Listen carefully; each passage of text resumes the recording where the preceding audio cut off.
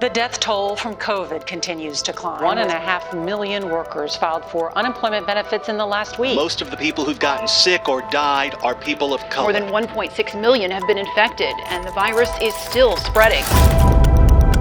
I grew up on the west side of Chicago, and coming into philanthropy, you see a lot.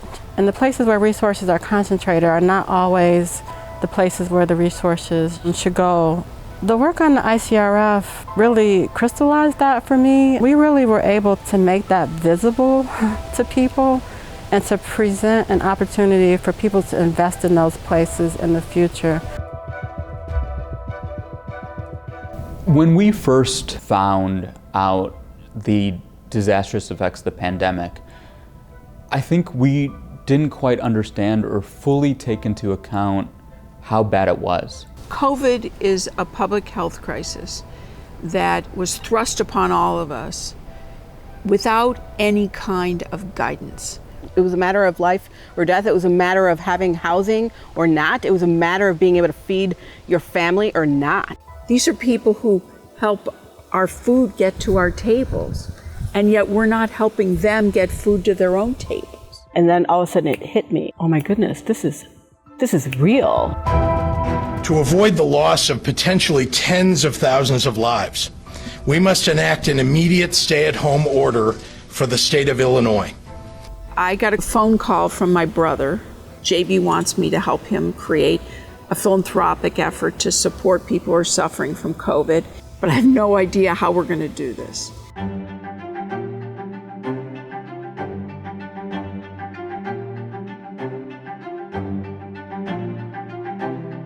We went from nothing to we had the infrastructure to be able to take in capital. We had sponsoring partnerships.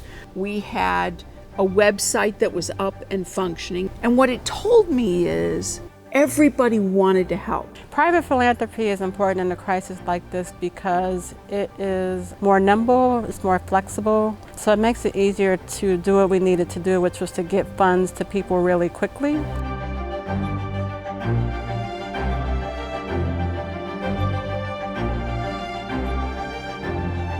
The first step of the grant-making process was to get funds to community foundations in all corners of the state. We knew that they could deploy those dollars out to local organizations and agencies that were already on the ground, helping families, doing the work in their communities. The second grants were awarded to direct service agencies that had a broad regional reach. Then we took a pause and said, okay, we're really going to study the data more carefully and figure out where are we missing. And what became clearer and clearer to us is that the African American, the Latinx, the undocumented communities were getting hit much harder. And so the next round of grants were geographically spread out, but also targeting those communities.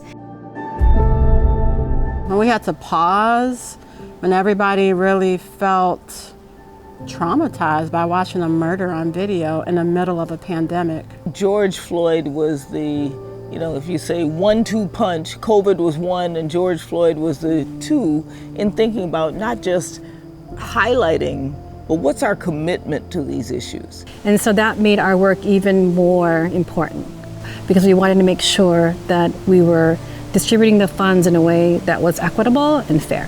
And then finally was a competitive grant cycle for organizations to apply. We serve a population that is so often overlooked. We were able to serve a variety of individuals of all races and creeds. We were able to step in and where that check ended.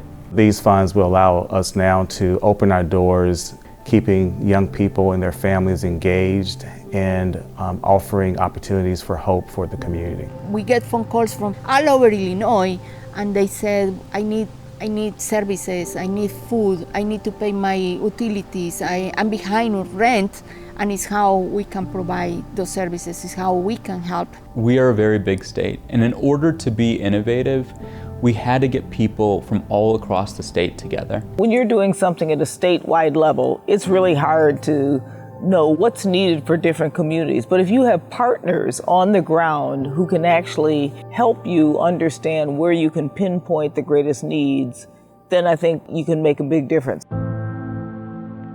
Thousands of people were getting access to things that they needed that maybe typically wouldn't have been in an organization's scope of work.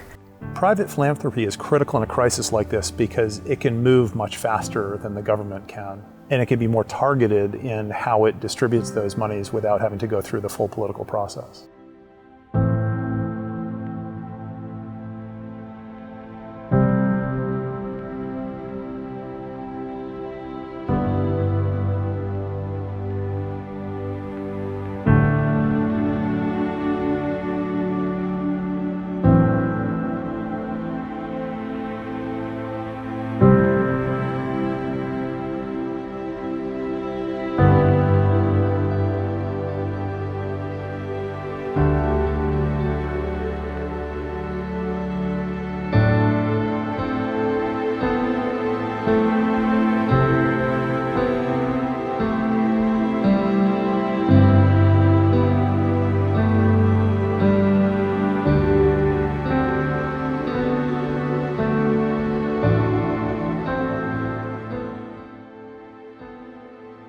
What I'm most proud of is that people stepped up and realized we had to help each other, and we had to be equitable about it, and we had to bring our best selves to the table. I sincerely want to thank the Illinois COVID-19 Response Fund. We just wanted to say thank you again for your continued support and for the extra support you've given us during this pandemic. We are so thankful to the Community Foundation for their grant. It's just been an amazing demonstration of the humanity that exists in our state. There is no doubt, though, that the work is not done. We still have the virus among us. This is an imperative because people are really suffering.